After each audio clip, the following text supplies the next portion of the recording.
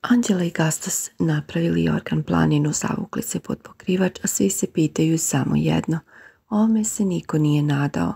Anđela Đuričić i Nenad Marinković Gastos od početka veze imaju dogovor da u najgledanijem realitiju svih prostora Eliti 8 nemaju intimne odnose, iako se možda činilo da Gastos nije tip koji bi na to tako lako pristao.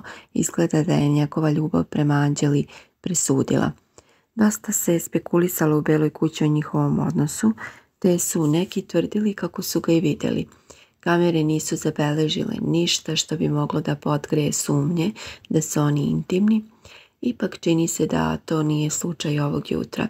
Naime, njih dvoje su se u jednom trenutku prekrili, a da li su u planu imali da budu intimni, ostaje nam da ispratimo. Izgleda da je njegova ljubav prema Anđeli presudila.